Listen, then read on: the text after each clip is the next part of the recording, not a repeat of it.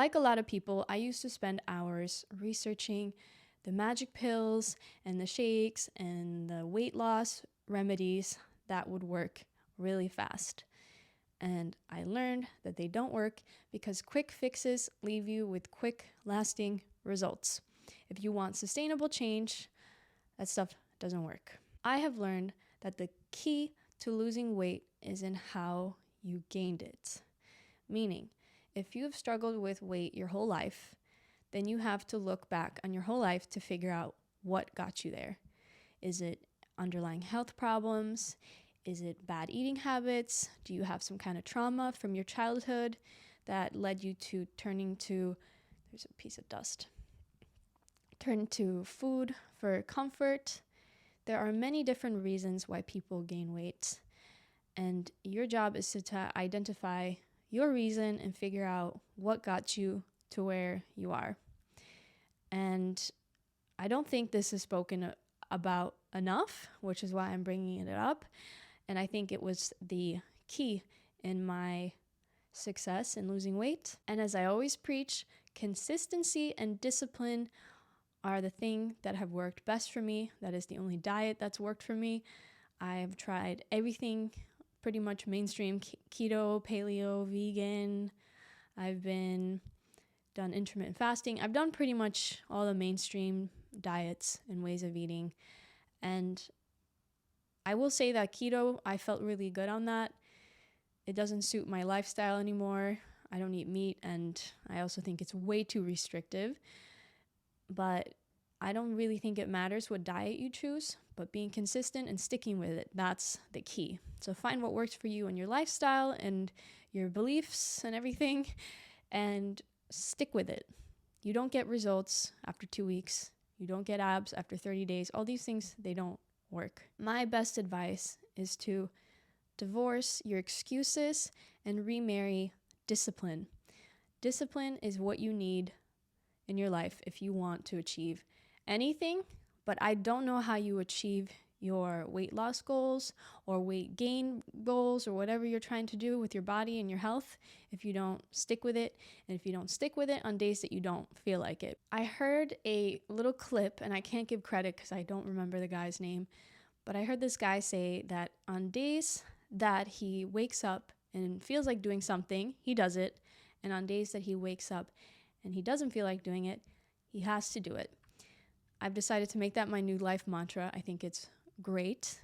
I think sometimes we just need to force ourselves to do things that we don't want to do. It's part of life. Life isn't always pleasurable. Life isn't always about pleasure and feeling good and being comfortable, especially if your end goal is comfort and your end goal is pleasure and feeling good. Then you have to look at the pain you're suffering as temporary and knowing that, okay, but it's getting me closer to where I want to be, which will lead me to more happiness than to perpetuate this cycle of unhappiness that I'm currently living in. Before I really get into this topic, I want to talk about my personal journey with my weight, my story, without getting super personal and getting into too much detail and making this really long. I would say that around preteen age is when I started becoming aware of my body and my weight. I think that's pretty normal. I'm trying to make sure my microphone doesn't move too much. I will say that I wasn't really aware of things until it started being pointed out to me, and that was often older women, which is crazy to say.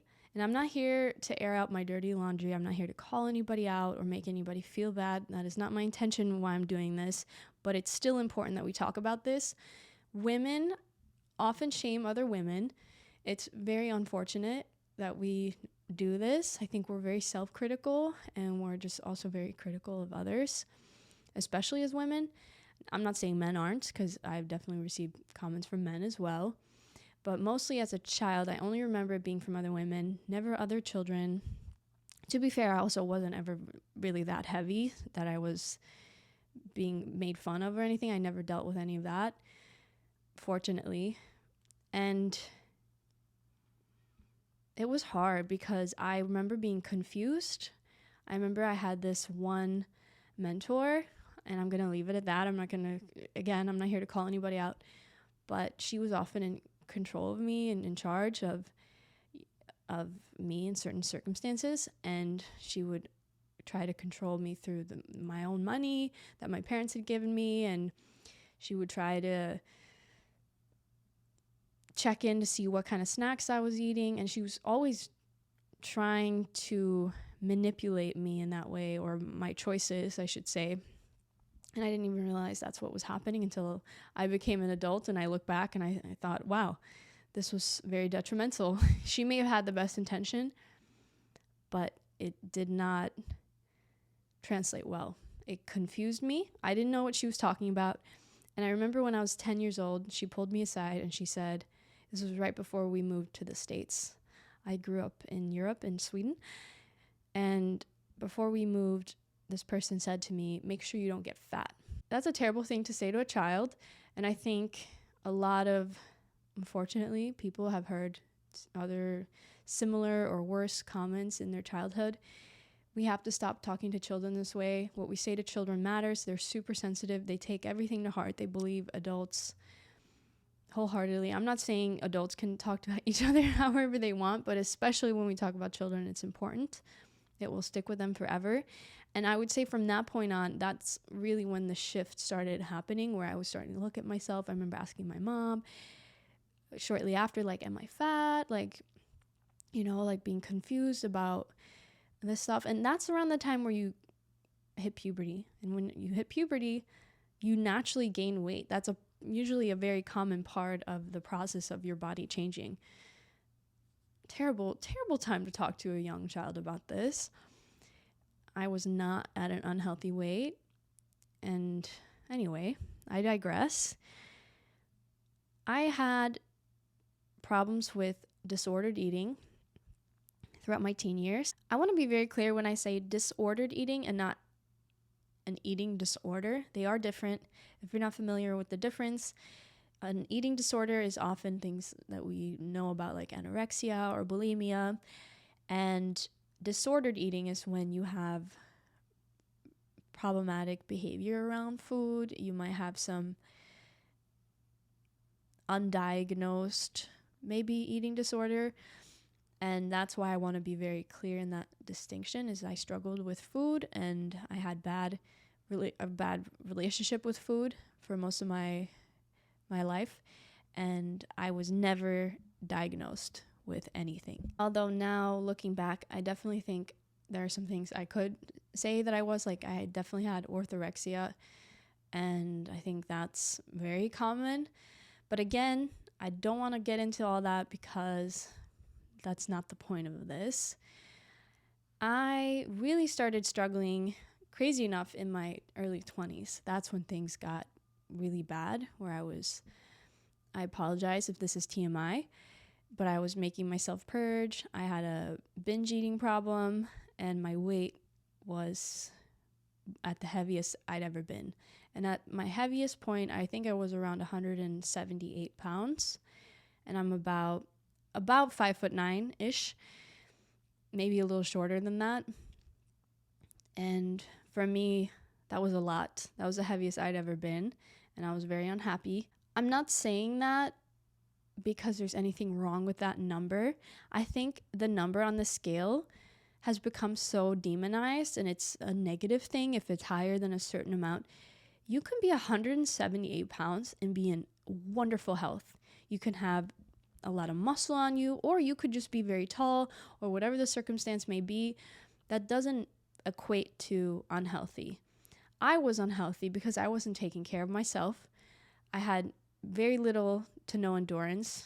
I still don't, but I do more strength training, okay? I'm not a big endurance person. I never have been, but I was still very unhappy with myself, not just from an appearance point of view. I just wasn't happy overall with what I was able to do, and I was also smoking. I was doing a lot of things that I shouldn't have been doing to my health. And that I did want to add that. Sorry, I kind of lost my train of thought.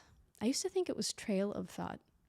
I didn't know until like maybe 5 years ago that it's train of thought. I thought it was like, oh, you're on a trail, a path of thinking, right? That made more sense to me. I'm not from here, okay? I didn't grow up in this country. I also learned as a teenager that it's microwave and not microwaver. My dad corrected me, and I, for years, had been saying that wrong, and I didn't know. Lots of goofy things about me we could get into. And now I'm completely off topic. I wanted to add that little note, though, about weight, because it doesn't matter what the number is. If anybody asks, I'm not insecure about it or ashamed or whatever. It doesn't mean anything. It's just a number. Who cares what it is? Who cares if it's 80, 150, 300, 400? I don't know. I mean, at some point, yeah, if it's very high or very low, then things can become dangerous. But I'm just saying that the number on the scale doesn't always equate to health or unhealthy. That's an important distinction. And I think so many of us are brought up to think that way, that a certain number means a certain something. It means you're unhealthy or healthy. And you can be very slim and be very unhealthy. You can be quite heavy and be a lot healthier than people who are thin. It took me a long time to work through the problems that I had with eating and working through disordered eating, as I was saying, that I struggled with, especially in my early 20s. I'm only 27, so this is also quite recent. It's only been about 2-3 years, really, since I've had any of this behavior that I used to partake in. And there's been a couple times where it became a bit of a temptation. I don't even know what other word to use, because it is addictive. People don't talk about that. When you get into those habits, food can be addictive, but it can also be addicting to not eat and to tell yourself that you don't deserve it and all this stuff. It can become very addicting. And now that I've talked about all that, I really want to focus the rest of this topic and focus it on what has helped me, because I think far more people struggle with this than is talked about. I think people are very insecure about it, and it's hard. This stuff is really hard, because if you have a problem with smoking, you cut that out and you never have to look at another cigarette or weed or whatever you're smoking ever again. But you have to eat to live, which makes this harder. The mentality that really saved me to begin with was telling myself it'll be there tomorrow. I don't know who said this or where I heard it, but it really helped me. And I think if you have a binge eating problem like I did, positive remarks and positive reinforcement is so much more important and valuable than negative. For some people, tough love works and just let's go. I gotta kick this in the butt. I gotta get in the gym and do that. And that's great. But I think for a lot of people, it doesn't work. And that is my number one tip, is giving yourself reassuring, positive encouragement and reinforcement. It'll be there tomorrow is helpful, because, it'll be there tomorrow, meaning the food will be there tomorrow. You don't have to eat it all at once. You don't have to eat all this junk or the whole meal. Listen to your body and tell yourself it's okay. It'll be there tomorrow when you're done eating. Intuitive eating has helped me greatly. At this point, that's really the main thing that I do. I eat intuitively, and intuitive eating, I'm sure there's way more content on this. I'm not really going to get into it, but the way I focus on intuitive eating is listening to my body and honoring my hunger, if I'm hungry, and thirst as well. I'll throw that in there. People always talk about just drink gallons of water every day. We're drinking way too much water. A lot of people, they've actually debunked the 8 glasses of water a day and all that. Just drink when you're thirsty. When we become in tune with our body and start listening, and not to our cravings and all that, but I'm saying like your body. And it's really hard to get to this point and really to help people in this and describe, but when you really start just cutting out the noise and the distractions and the voices and the people, and just start becoming in tune with yourself, you can feel what it is your body needs. Okay, I feel thirsty right now. I need to drink some water. I feel hungry. And sometimes our bodies aren't that smart. They're very smart, but sometimes they're not. Just like, I think when some people are anemic, they crave ice. Is that the one I've heard of? So there's some things that don't make any sense that we crave. Chocolate when we're low on magnesium. Okay, now I'm just making things up. I don't even know if that's accurate. I apologize, but I'm just saying that there are certain things that we have cravings and whatnot that aren't really in relation to the thing that we're deprived of. So certain things we just have to learn, but I think intuitively listening to ourselves will get us quite far. Drink when you're thirsty, when you need water, and drink water. Don't drink a bunch of sugary stuff that's going to dehydrate you. And eat intuitively. Listen to your body. Make sure you're getting enough. And that's where I was getting at, is eating when I'm hungry and stopping before I'm full. That has been the key to my success and maintaining where I'm at right now. I'm very happy with where I'm currently at. I'm not really trying to lose weight or change anything. I think maybe I'm always trying to tweak a little bit. I'm in the gym still trying to work on certain things and grow some muscle and whatnot, but I'm not really trying to do anything drastic at this point. Mainly maintenance and where you need to get to is a very personal journey. I'm sure there are people who think that I'm too thin. Some people think that I'm way too big and this and that. I don't care. None of that matters to me. And you kind of have to cut that out too, because your family is always going to pick at you. Oh, you've gotten skinny, or oh, you put on some weight. Cut that stuff out. People mean well, they do, but you just got to listen to you and feel where you want to be at. And don't cause yourself damage in trying to get there. That would be my other advice. Listen to yourself, learn to eat intuitively. And that was the biggest help for me, is learning to stop eating before I'm full. Like, eat till you're satisfied and you feel good, but there's nothing worse than being bloated and feeling like you ate too much. Last night, I think I borderline ate too much. I made this really yummy lentil stew, and I think I ate a little bit more than I'm used to, and I just ended up feeling a little bit more bloated, but that's very rare that happens at this point, because again, I will just eat until I'm full. And I think it's hard for a lot of us to do that, because a lot of us grew up being told to clean our plate. There's people starving in the world. You got to eat everything. And I don't agree with any of that. I don't think it's helpful, especially if you go to a restaurant and you get served a certain portion of food. You don't know how much they're going to give you. It might be way too much, and it might not be enough either. But I've learned you can always eat it later. I love leftovers. I'm kind of weird with that. I really like having leftovers if the food is good. So don't feel obligated to eat it just because somebody told you or that's how you were raised. But again, I want to reiterate, focusing on positive reinforcement, I think it'll get you way further than punishing yourself. I want to go to the gym today because it makes me feel great. I'm going to be a little sore tomorrow. That's always a nice feeling. It's going to give me energy. I'm going to feel great about myself. I deserve a good pump. It gives me a little boost of whatever feel good, adrenaline, dopamine, whatever it is.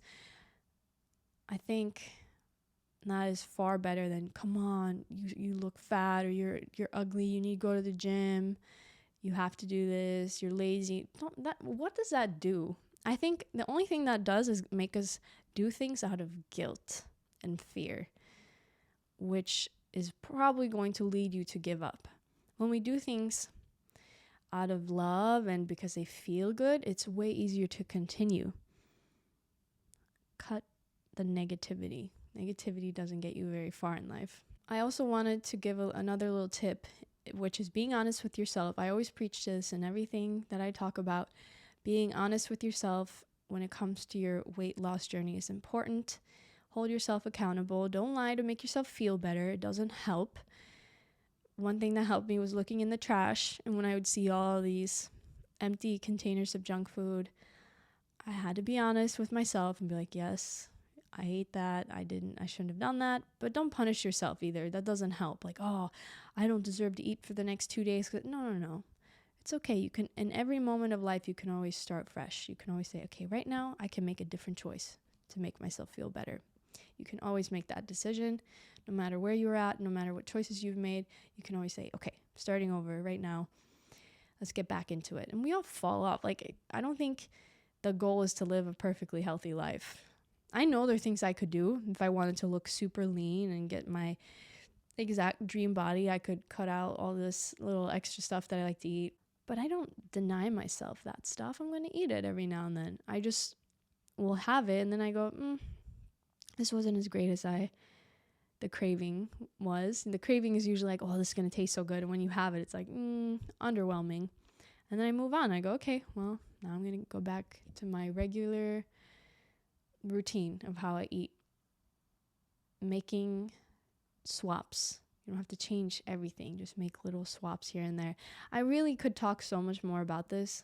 As I said that, I realize there's so much more we can dive into. I'm going to leave it about here. Let's see. Okay, I'm about at 20 minutes. Okay, it's not as long as I thought. Is this a thumbnail? I want to leave you with one final thought. Starting is the hardest part. Anytime we're starting a new habit or creating changes in our life, it's so hard to start. So if you feel discouraged because it's really hard right now and you're just started on your new journey, please don't give up. Keep going. You are going through the very, very, very hardest part right now before it's become routine. Don't go too hard. Start easy. Implement little things that you can do that are easy to achieve. Don't set these crazy big goals that you're going to read 50 books starting Monday and you're going to hit the gym for 2 hours and then you're going to do an hour walk and then you're going to drink a gallon of water and eat a salad. All these things that you aren't doing already, you're not going to be able to do all that. Just focus on one habit that you know is going to create the most change for yourself. If you change this one thing and focus on that. And then once you feel like you've mastered that, you can implement more steps. It's going to take a lot of time. I think a lot of people feel discouraged because they just want to do it quick, right? I just want to get this over with. Let me do a 30-day intense thing. But then what happens after the 30 days? You're going to go back to how you were eating. You're going to go back to your old habits. And then you're going to go back to looking and feeling the way you were before. And that's not really helpful. That's why I don't believe in these detox cleanses and all this stuff. It doesn't create any sustainable, lasting change. You're not going to be doing a juice cleanse every day for the rest of your life. You need real food. So just make these swaps. And when you have a treat and you treat yourself, you don't have to overindulge. You don't have to go into, now we're approaching the holidays. We don't have to go into it like, oh, I'm just going to pig out on all the stuff and eat pounds of things and just enjoy yourself. But again, remind yourself of why you're doing what you're doing.